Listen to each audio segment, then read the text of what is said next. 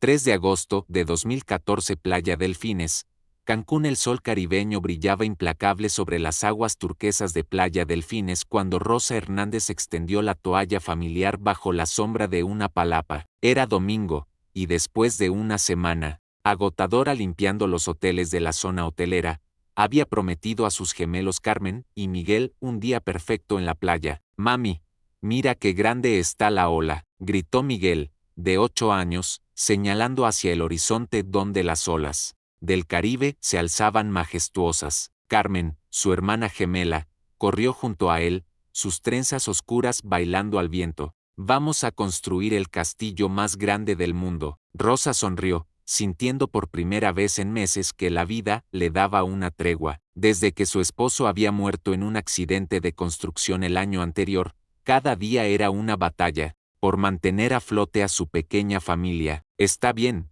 niños, pero no se alejen mucho, la marea está subiendo». Los gemelos corrieron hacia la orilla, sus risas mezclándose con el sonido eterno de las olas. Rosa los observaba desde su lugar, preparando los sándwiches de jamón que había traído, cuando su teléfono sonó. «Rosa, soy Dolores, del hotel. Necesito que vengas urgente.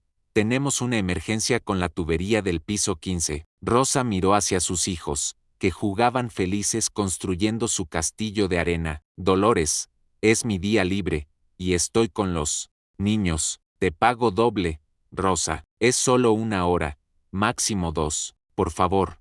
El dinero extra significaba la diferencia entre pagar la renta completa o pedir otra extensión al casero. Rosa cerró los ojos, odiándose por lo que estaba a punto de hacer. «Carmen, Miguel, vengan acá», les gritó. Los niños corrieron hacia ella, sus caras manchadas de arena y felicidad. «Miren, niños, mamá tiene que ir un ratito al trabajo. Voy a pedirle al señor Joaquín que los cuide». Joaquín era un pescador viejo que conocía desde niña, siempre sentado bajo la misma palapa, reparando redes. Era inofensivo, todos en el pueblo lo conocían. «¿No podemos ir contigo, mami?», preguntó Carmen, tomando su mano. «No, mi amor. El señor Joaquín es muy bueno.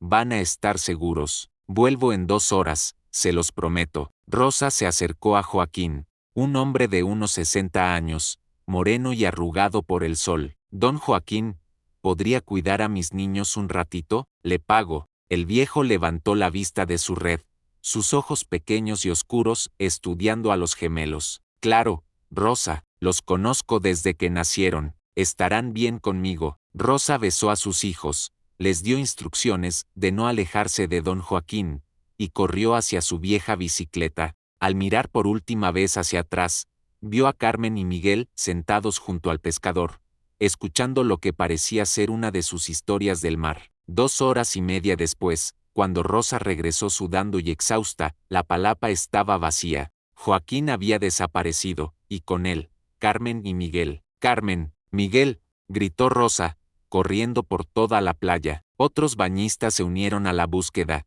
pero conforme caía la noche, la terrible realidad se hacía evidente. Sus hijos habían desaparecido sin dejar rastro. La policía llegó con las primeras luces del amanecer.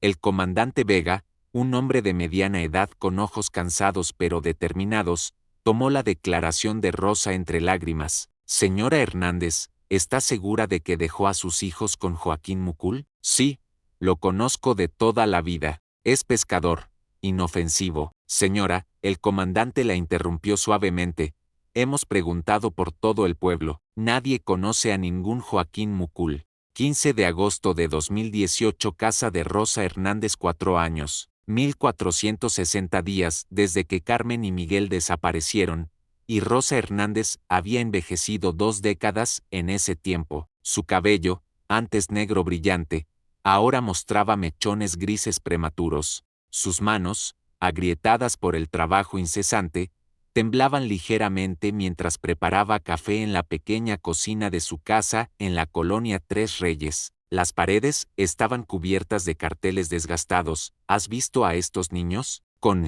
las caras sonrientes de Carmen y Miguel. Números de teléfono borrados por la humedad, fechas que se desvanecían como sus esperanzas. «Rosa, tienes que comer algo, le dijo su hermana Elena, entrando con una olla de pozole. No puedes seguir así. No tengo hambre, murmuró Rosa, sin levantar la vista de la mesa donde clasificaba compulsivamente las fotos de sus hijos, organizándolas y reorganizándolas en un ritual diario que había desarrollado para mantener la cordura. Elena se sentó junto a ella, tomando sus manos temblorosas. Hermana, han pasado 4 años, tal vez es hora ¿de qué? ¿De olvidarlos? Rosa la interrumpió, sus ojos brillando con una mezcla de dolor y furia. Son mis hijos, Elena, están en algún lugar, esperándome. Lo siento, lo siento. Aquí, se golpeó el pecho con el puño cerrado. El teléfono sonó, cortando la tensión del momento. Rosa se lanzó hacia él con la desesperación de alguien que aún creía en milagros. Diga, señora Hernández, habla el comandante Vega.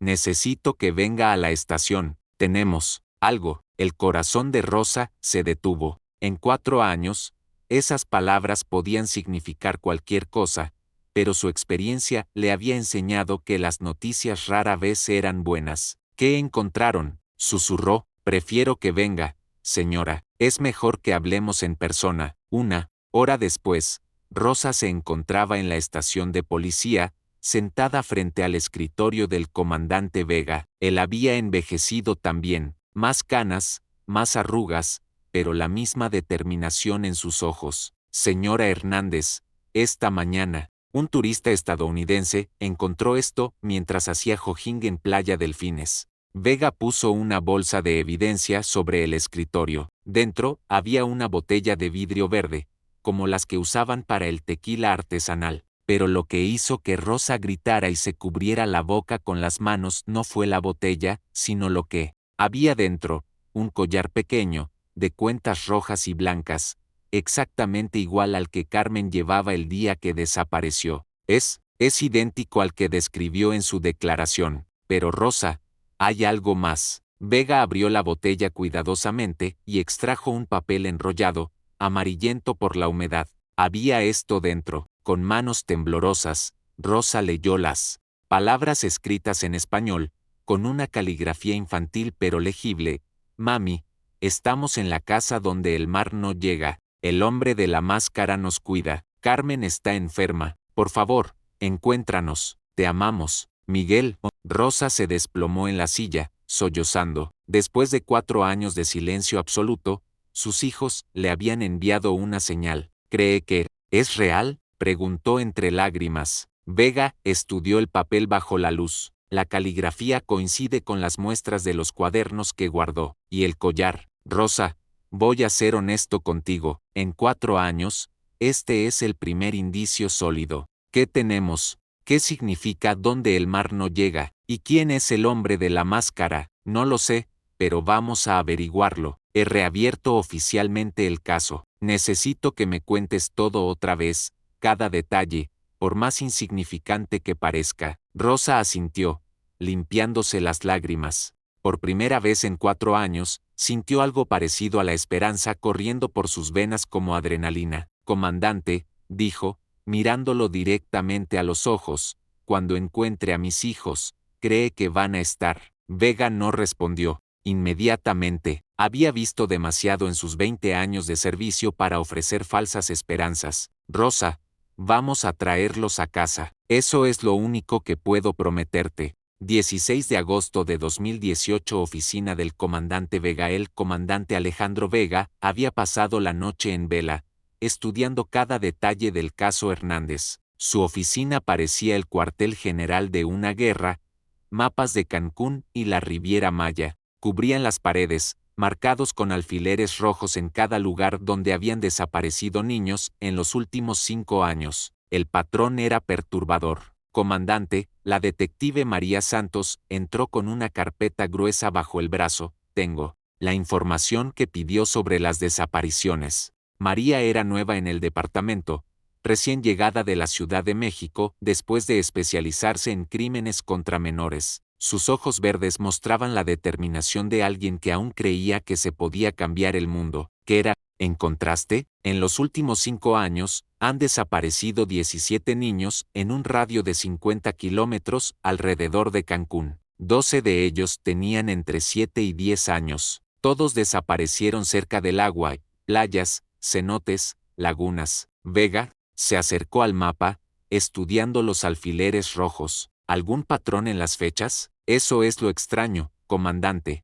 Todas las desapariciones ocurrieron en fechas cercanas a ceremonias mayas tradicionales. Equinoccios, solsticios, Día de Muertos. ¿Está sugiriendo que hay algún tipo de culto involucrado? María abrió la carpeta y sacó varias fotografías. Encontré estos símbolos, grabados en rocas, cerca de donde desaparecieron 3 de los niños. No son mayas tradicionales, pero tienen elementos similares. Los símbolos eran inquietantes, espirales entrelazadas con lo que parecían ser figuras humanas, todo rodeado por ondas que representaban agua. Necesitamos hablar con un experto, murmuró Vega. ¿Conoces a alguien que pueda decirnos qué significan estos símbolos? El padre Joaquín Tus, de la iglesia de San Román. Es antropólogo, se especializó en culturas prehispánicas antes de tomar los hábitos. Los lugareños lo consultan cuando encuentran artefactos antiguos. Una hora después, Vega y Santos se encontraban en el despacho del padre Tus, un hombre maya de unos 50 años, con rostro sereno y manos curtidas por años de trabajo arqueológico. Padre, necesitamos su ayuda para interpretar estos símbolos, dijo Vega, mostrándole las fotografías. El rostro del padre Tus se ensombreció inmediatamente al ver las imágenes. Se levantó y cerró la puerta de su oficina antes de responder. ¿Dónde encontraron esto? En varios sitios donde han desaparecido niños. ¿Los reconoce, comandante? Lo que me están mostrando no debería existir.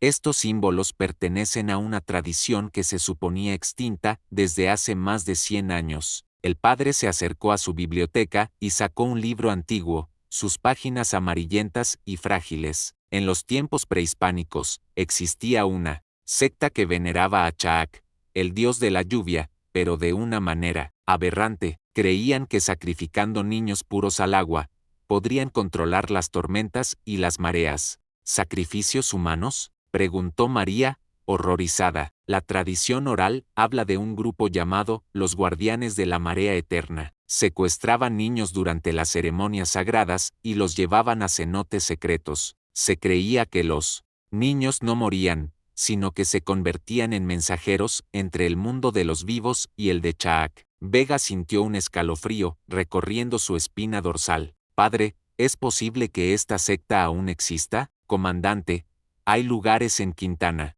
Roo donde las tradiciones antiguas nunca murieron completamente. Se escondieron, se adaptaron, pero sobrevivieron, especialmente en las comunidades más alejadas, donde el turismo y la modernidad nunca llegaron. ¿Y este símbolo específico? María señaló la imagen más clara, donde las figuras humanas parecían estar sumergidas en ondas. El padre Tus estudió la imagen más de cerca, usando una lupa antigua. Esto representa el ritual de Caxnahil, que significa los elegidos del agua. Según la leyenda, los niños seleccionados eran marcados con collares especiales y llevados a un lugar llamado donde el mar no llega. Vega y María intercambiaron miradas significativas. Las palabras del padre eran casi idénticas a las del mensaje encontrado en la botella. ¿Dónde quedaría un lugar así?, preguntó Vega. Tradicionalmente, se refería a cenotes profundos, en el interior de la selva, conectados por ríos subterráneos al mar, pero físicamente separados de él. Lugares donde el agua dulce y salada se mezclan en la oscuridad.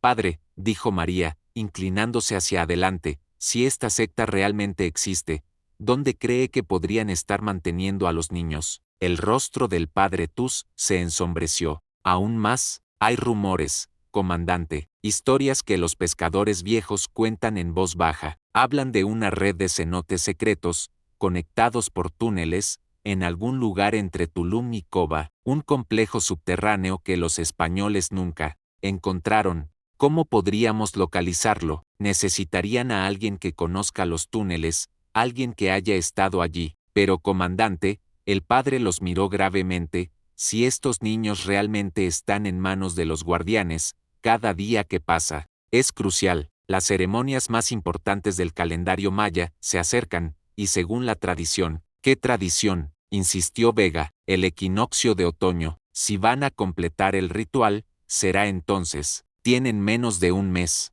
20 de agosto de 2018. Cenote Dos Ojos. Cerca de Tulum. Rosa Hernández nunca había estado en un cenote. Mirando hacia las aguas cristalinas de Dos Ojos, sintió una mezcla de belleza y terror que le erizó la piel. El comandante Vega había insistido en que los acompañara, esperando que su instinto maternal pudiera detectar algo que ellos pasaran por alto. ¿Está segura de que quiere hacer esto, Rosa?, preguntó Vega, ajustándose el equipo de buceo. Mis hijos están en algún lugar ahí abajo, comandante. Si hay una posibilidad, tengo que intentarlo. El guía que los acompañaba era Itzel Poot, una buceadora maya de 30 años que conocía los cenotes de la región como la palma de su mano. Sus ojos oscuros mostraban respeto por las aguas sagradas, pero también una determinación férrea cuando Vega le había explicado la situación. Señora Rosa, dijo Itzel, los cenotes están conectados por miles de kilómetros de túneles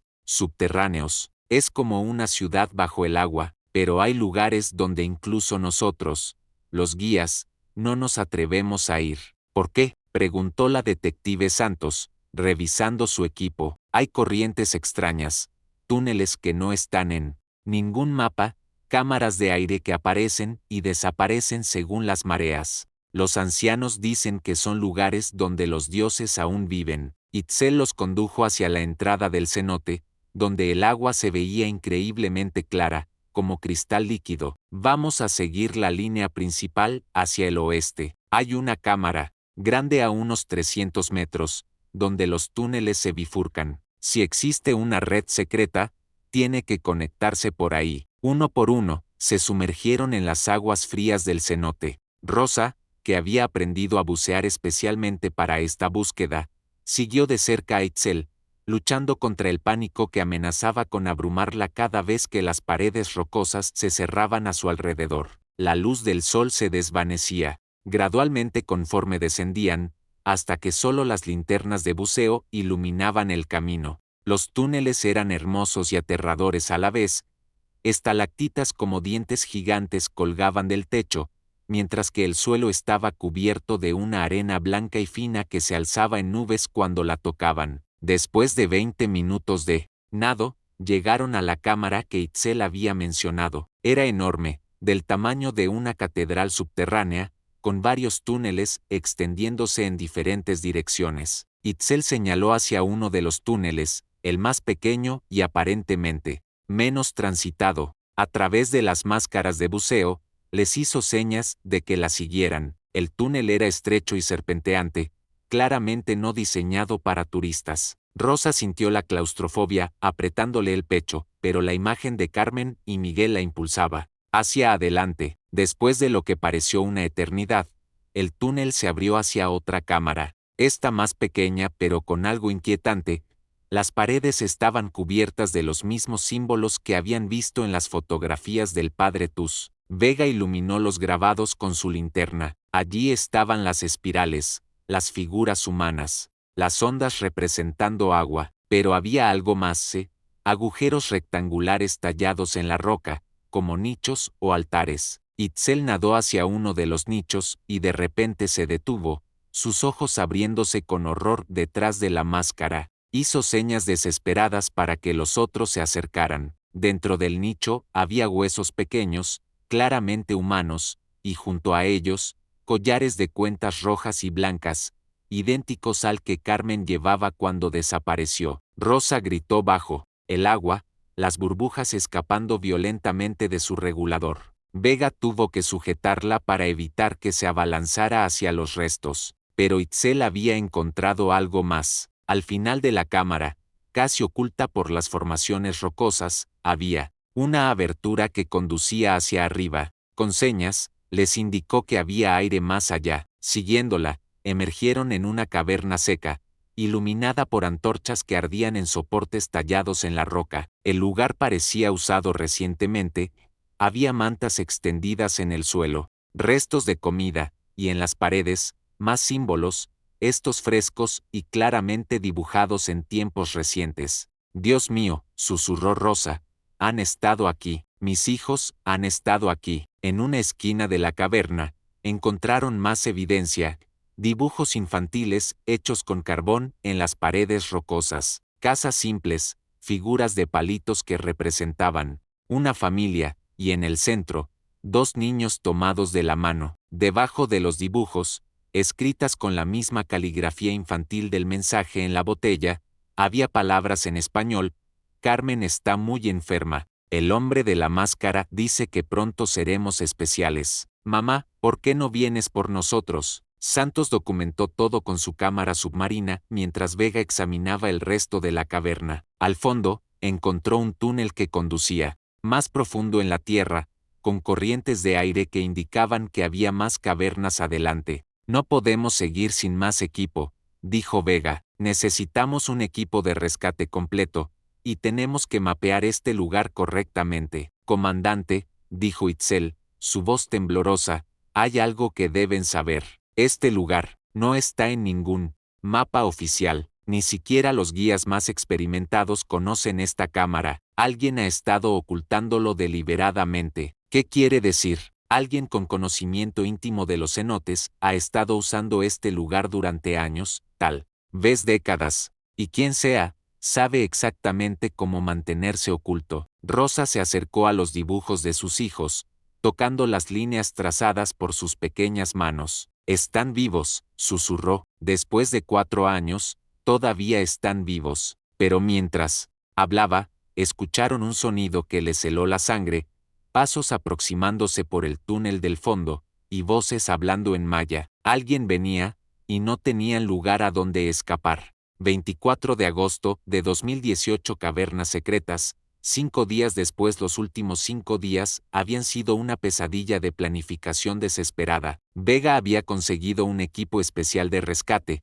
pero Itzamna y sus seguidores habían desaparecido, con todos los niños, sellando los túneles que conocían y moviéndose a través de pasajes que ni siquiera Itzel sabía que existían. Rosa no había dormido en 4 días. Cada hora que pasaba la acercaba más a la posibilidad de perder a Carmen y Miguel para siempre, esta vez no solo físicamente, sino a través de un ritual que los mataría en nombre de una creencia distorsionada. Tenemos que encontrar el cenote principal, dijo Itzel, estudiando los mapas subterráneos que había trazado durante años de exploración. Todos los túneles conducen a un punto central, un cenote que los antiguos mayas consideraban el más sagrado de todos. ¿Dónde está?, preguntó Santos. Según las leyendas, directamente debajo del sitio arqueológico de Cobá. Pero comandante, Itzel miró a Vega gravemente, ese cenote tiene más de 60 metros de profundidad. Si intentan el ritual allí, Nona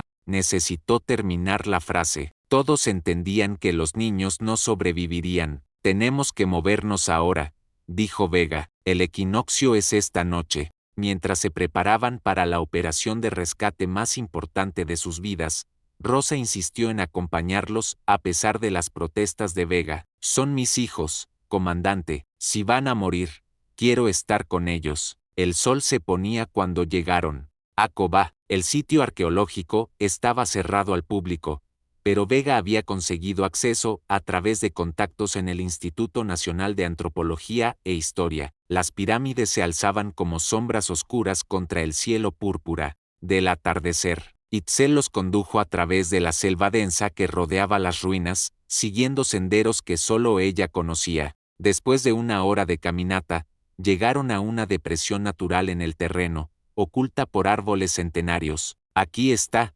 susurró, el cenote Corazón de Chaac. Era diferente a cualquier cenote que hubieran visto antes. El agua era tan oscura que parecía negra, y emanaba una niebla extraña que se alzaba como dedos espectrales en el aire nocturno. Alrededor del borde, antorchas ardían en un círculo perfecto, y el sonido de cánticos en maya resonaba desde las profundidades. Están ahí abajo, dijo Rosa, sintiendo instintivamente la presencia de sus hijos. Vega desplegó a su equipo alrededor del cenote. 8 oficiales especializados en rescate acuático, todos equipados con trajes de buceo y armas sumergibles.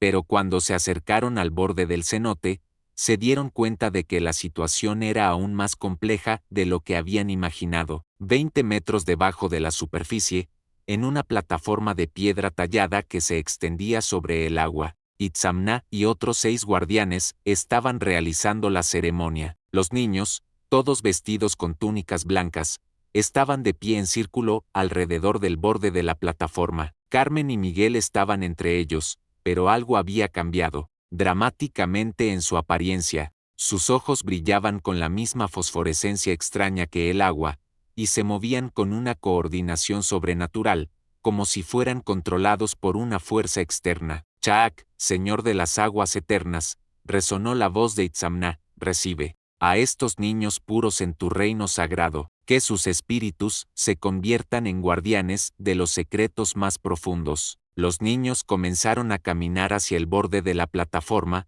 donde el agua negra los esperaba. ¡Alto!, gritó Vega, comenzando el descenso con cuerdas. Policía, pero Itzamna sonrió, como si hubiera estado esperando este momento. Llegan tarde, comandante, los niños ya han elegido, míralos. Y era cierto, Carmen, Miguel, y los otros niños no mostraban miedo o resistencia. Sus rostros expresaban una extraña paz, como si realmente creyeran que estaban a punto de experimentar algo maravilloso. Carmen, Miguel, gritó Rosa desde arriba, soy mamá, recuérdenme. Carmen levantó la vista, y por un momento, sus ojos perdieron esa cualidad vidriosa. Mami, sí, mi amor, soy yo, no hagan esto. Pero Itzamna puso su mano sobre la cabeza de Carmen, susurrando algo en maya, y los ojos de la niña volvieron a su estado anterior. Es demasiado tarde, dijo Itzamna, han bebido demasiada agua sagrada, sus mentes ya pertenecen a Chaak.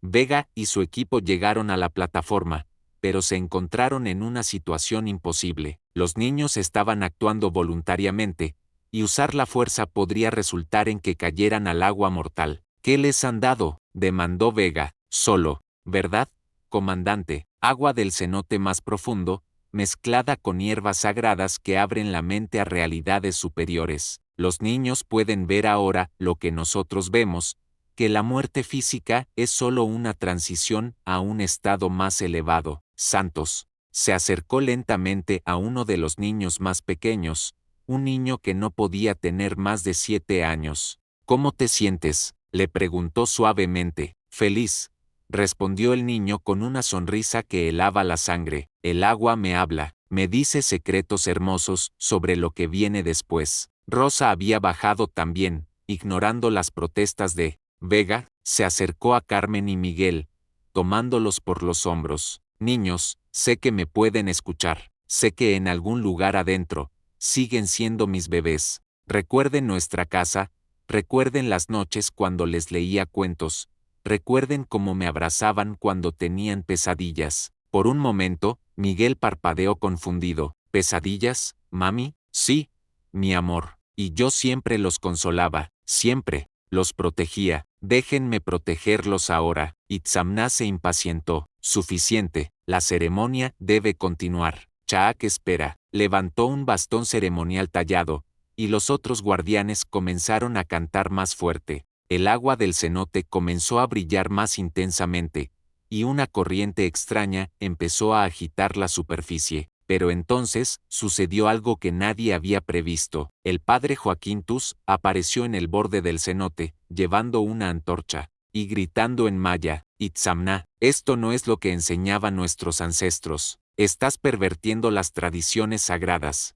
La aparición del sacerdote causó confusión entre los guardianes. Itzamna gritó algo de vuelta, pero el padre Tus continuó hablando, su voz resonando con autoridad espiritual. Los verdaderos guardianes de la marea protegían a los niños, no los sacrificaban. Chaak nunca pidió muerte, pidió respeto. En ese momento de distracción, Vega y su equipo actuaron. Se lanzaron hacia los guardianes, mientras Santos y Rosa se concentraron en alejar a los niños del borde de la plataforma. Pero el agua del cenote había comenzado a comportarse de manera extraña, burbujeando y emitiendo una luz que no parecía natural. Los niños, atraídos por el fenómeno, comenzaron a caminar hacia el agua como hipnotizados. Rosa tuvo que elegir entre su propia seguridad y la de sus hijos. sin pensarlo 2 veces, se lanzó al agua negra para interceptar a Carmen y Miguel antes de que llegaran a las profundidades del cenote. El agua estaba helada y tenía un sabor metálico extraño. Rosa luchó por mantenerse a flote mientras tiraba de sus hijos hacia la orilla de la plataforma, pero Carmen se resistía, sus ojos brillando con esa luz sobrenatural. No, mami, el agua me necesita. Puedo escuchar las voces, las únicas voces que importan son las nuestras, gritó Rosa, luchando contra la corriente que parecía intentar arrastrarlos hacia el fondo. Soy tu madre, y te ordeno que me escuches. Finalmente, después de lo que pareció una eternidad, Vega y su equipo lograron dominar a los guardianes y sacar a todos los niños del agua, pero el daño psicológico era evidente.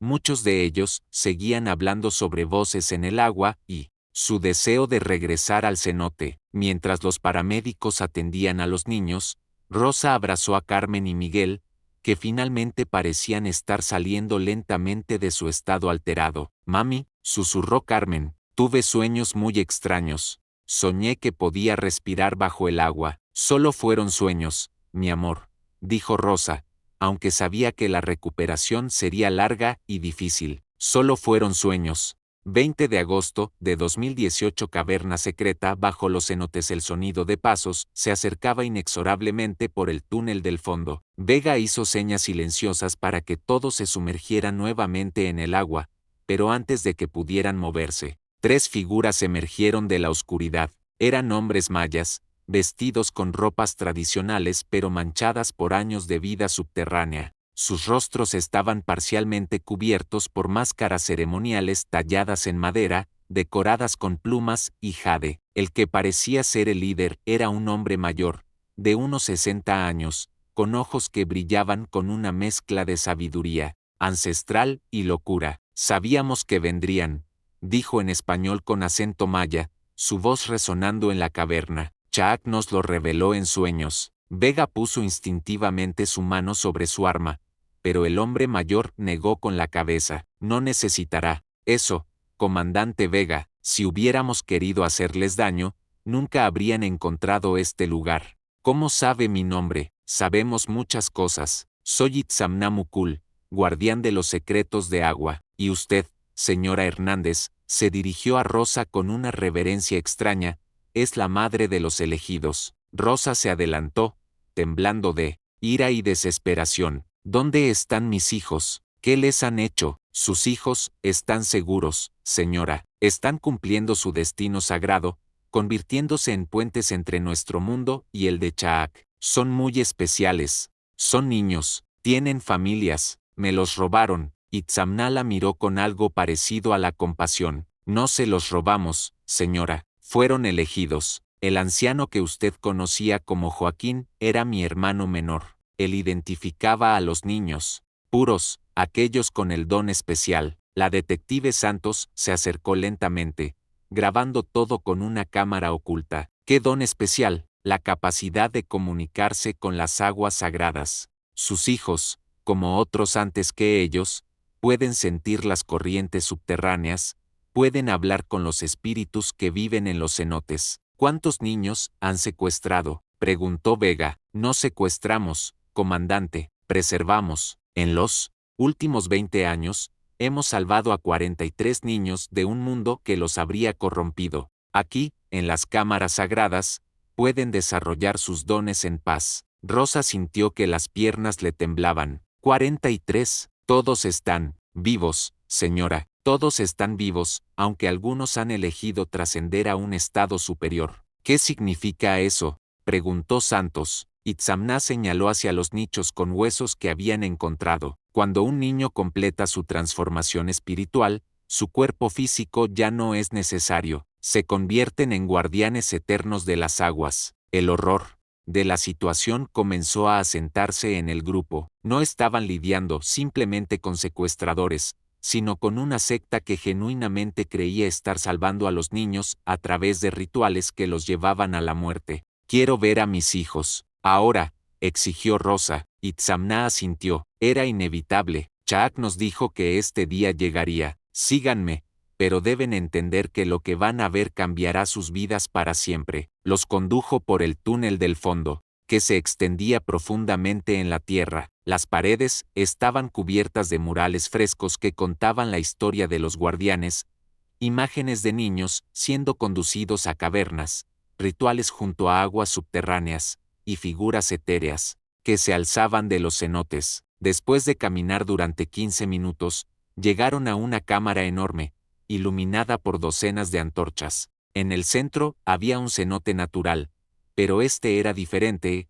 El agua brillaba con una fosforescencia extraña, y el aire estaba cargado de humedad y un aroma dulzón que Rosa no pudo identificar. Alrededor del cenote, en plataformas de piedra tallada, había niños de diferentes edades. Rosa reconoció inmediatamente a Carmen y Miguel, aunque habían cambiado dramáticamente. Estaban más delgados, pálidos, y sus ojos tenían una cualidad vidriosa que la aterrorizó. «Carmen, Miguel», gritó, corriendo hacia ellos. Los niños la miraron con confusión, como si no la reconocieran completamente. Carmen, que ahora tenía 12 años, habló con una voz extrañamente distante. «Mami, pensé que eras un sueño. El guardián Itzamna dijo que podrías venir, pero que tal vez sería mejor que no lo hicieras». Miguel se acercó tímidamente, su rostro mostrando signos de desnutrición y algo más, una especie de resignación mística que ningún niño debería tener. «Mami, ¿vienes a llevarnos a casa? Pero el agua nos necesita aquí. Podemos escuchar sus secretos». Rosa los abrazó desesperadamente, sintiendo lo frágiles que se habían vuelto sus cuerpos. Pero cuando intentó alejarlos del cenote, Carmen se resistió. «No podemos irnos, mami. Somos especiales ahora. Podemos ver cosas que otros no pueden ver». Vega observaba la escena con horror, contando mentalmente a los otros niños presentes. Había al menos 20, todos con la misma mirada vidriosa y distante. «¿Qué les han dado?», le preguntó a Itzamna. «Solo agua sagrada, comandante. Agua que ha sido bendecida por Chaak durante miles de años. Les permite abrir sus mentes a verdades superiores». Santo se acercó discretamente a uno de los otros niños, una niña de unos 10 años que no reconoció de los reportes de desaparecidos. «¿Cómo te llamas?». «Soy Akna ahora», respondió la niña. «Antes tenía otro nombre, pero ese era de mi vida anterior. Aquí soy Akna, guardiana de los secretos del agua profunda». «¿Cuánto tiempo llevas aquí?». «El tiempo no importa aquí. Podría ser un día o 1000 años. El agua nos mantiene jóvenes». Rosa siguió abrazando a sus hijos, pero podía sentir que algo fundamental había cambiado en ellos. Los 4 años de cautiverio, combinados con lo que fuera que estos hombres les habían hecho, habían alterado sus personalidades de maneras que tal vez fueran irreversibles. «Itzamna», dijo Vega, tratando de mantener la calma, «necesitamos llevar a estos niños a recibir atención médica. Han estado desaparecidos durante años, sus familias los están buscando». «Sus familias los olvidarán, comandante, pero él, Agua nunca los olvida, y pronto, durante el equinoccio, los más preparados completarán su transformación y se unirán permanentemente con Chaak». «¿Qué significa eso exactamente?». Itzamna sonrió, y por primera vez, Rosa vio la verdadera locura en sus ojos. «Significa, comandante, que en 5 días, durante la ceremonia del equinoccio, los niños que han alcanzado la pureza espiritual serán sumergidos en las aguas más profundas del cenote sagrado, donde se unirán para siempre con nuestro Dios». «Rosa», gritó, comprendiendo finalmente la verdad terrible. Tenían 5 días para salvar no solo a Carmen y Miguel, sino a todos los niños, antes de que fueran asesinados en un ritual que los guardianes genuinamente creían que era una bendición. 15 de septiembre de 2018. Hospital Psiquiátrico de Cancún. 3 semanas habían pasado desde el rescate en el cenote Corazón de Chaak, y Rosa Hernández se encontraba en la sala de espera del hospital psiquiátrico, esperando los resultados de la evaluación psicológica de Carmen y Miguel. Los gemelos habían estado en tratamiento intensivo, luchando contra los efectos de 4 años de manipulación psicológica y drogas alucinógenas derivadas de plantas endémicas de la región. Señora Hernández, la doctora Patricia Mendoza, especialista en trauma infantil, Se acercó con una carpeta en las manos. ¿Podemos hablar? Rosa asintió, preparándose mentalmente para lo que podría ser otra conversación difícil sobre el estado de sus hijos. Los niños están progresando, mejor de lo que esperábamos inicialmente, comenzó la doctora. Su caso es único porque, a pesar de los años de captividad, mantuvieron un núcleo emocional fuerte, centrado en el recuerdo de usted y su familia. ¿Van a estar bien? Va a ser un proceso largo, Rosa. Carmen y Miguel fueron expuestos a sustancias psicoactivas durante años, combinadas con técnicas de manipulación psicológica muy sofisticadas. Los guardianes no eran simplemente secuestradores, tenían conocimientos profundos sobre control mental. Rosa sintió que su corazón se encogía. ¿Qué significa eso para mis hijos? Significa que van a necesitar terapia especializada durante varios años. Algunos de sus recuerdos pueden estar permanentemente alterados, y es posible que siempre tengan una conexión emocional compleja con el agua, pero la buena noticia es que su identidad fundamental permanece intacta. En ese momento, Carmen y Miguel aparecieron en el pasillo, acompañados por una terapeuta. Habían recuperado peso y color en sus rostros, aunque sus ojos aún mostraban ocasionalmente esa cualidad distante que Rosa había aprendido a reconocer. Mami, Miguel corrió hacia ella, y Rosa sintió que por primera vez en semanas, su abrazo se sentía completamente genuino. Carmen se acercó más lentamente, pero su sonrisa era real. Doctora Mendoza dice que podemos ir a casa pronto. Así es, confirmó la doctora. Creo que el ambiente familiar será mejor para su recuperación que el hospital, pero necesitaré verlos 3 veces por semana durante los próximos 6 meses. Esa tarde, mientras caminaban por el parque cerca del hospital, Carmen tomó la mano de Rosa. Mami, ¿realmente estuvimos perdidos durante 4 años? Sí, mi amor, pero nunca dejé de buscarlos. A veces, recuerdo cosas extrañas, dijo Miguel, sentándose en un banco, como si pudiera escuchar voces en el agua. Pero la doctora dice que eso va a pasar. ¿Y si no pasa? Preguntó Carmen. ¿Y si siempre somos un poco diferentes? Rosa se arrodilló frente a sus hijos, tomando sus manos. Entonces seremos diferentes juntos. Lo que importa es que están vivos, que están aquí conmigo, y que vamos a enfrentar lo que venga como familia. 2 días después, Rosa recibió una llamada del comandante Vega con actualizaciones sobre el caso. Rosa, pensé que te gustaría saber que hemos cerrado oficialmente el caso de los guardianes de la marea. Itzamna y sus seguidores están en prisión, y hemos localizado a las familias de todos los niños rescatados. ¿Cómo están los otros niños? Todos van a necesitar tratamiento intensivo. Algunos estuvieron en cautiverio durante más tiempo que Carmen y Miguel, y sus casos son más complicados. Pero gracias a que actuamos cuando lo hicimos, todos están vivos. ¿Y el cenote? Lo hemos sellado permanentemente. El Instituto de Antropología va a estudiarlo para entender mejor cómo fue usado por la secta, pero nunca más será accesible al público. Esa noche, Rosa tuqueda a Carmen y Miguel en sus propias camas por primera vez en 4 años. Mientras les leía un cuento, Miguel la interrumpió. Mami, ¿por qué nos llevaron? Rosa había estado preparándose para esta pregunta durante semanas, porque algunas personas enfermas creían que ustedes eran especiales de una manera que no entendían correctamente, pero la verdad es que sí son especiales, solo que no como ellos pensaban. ¿Cómo somos especiales?, preguntó Carmen. Son especiales porque son mis hijos, porque se cuidaron el uno al otro durante todo ese tiempo, y porque nunca perdieron la esperanza de volver a casa. 3 meses después, en diciembre de 2018, Rosa organizó una pequeña fiesta de cumpleaños para los gemelos. Era la primera celebración real que tenían desde 2014, y había invitado a todas las personas que los habían ayudado, el comandante Vega, la detective Santos, Itzel y el padre Tus. ¿Sabes qué deseo voy a pedir?, le dijo Carmen a Rosa mientras soplaba las velas. ¿Qué, mi amor? Que nunca más tengamos que estar separados. Ese deseo ya se cumplió, respondió Rosa, abrazándola, y voy a hacer todo lo posible para que se mantenga así. Miguel, siempre el más reflexivo, se acercó a Vega durante la fiesta. Comandante, cree que hicimos algo malo. A veces siento como si hubiéramos traicionado a los otros niños que conocimos allá abajo. Vega se arrodilló. Para estar a la altura del niño, Miguel, tú y tu hermana fueron víctimas. Los adultos que los llevaron allí eran los únicos responsables de lo que pasó, y gracias a su valentía, pudimos salvar a todos los otros niños también. Todos van a estar bien, van a estar mejor, igual que ustedes, van a necesitar tiempo,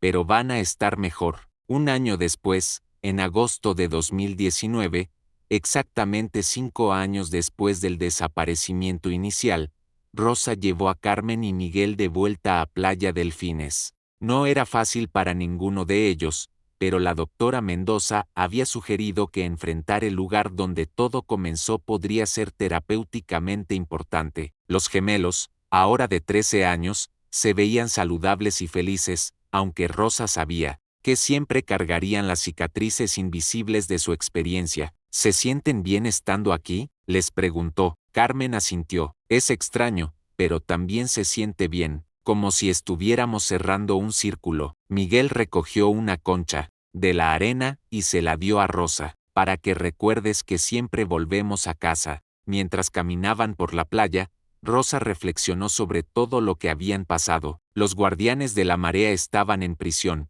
los cenotes secretos habían sido sellados, y los 23 niños rescatados estaban en proceso de recuperación, con sus familias, pero sabía que las cicatrices nunca desaparecerían completamente. Carmen aún tenía pesadillas ocasionales sobre agua que brillaba en la oscuridad.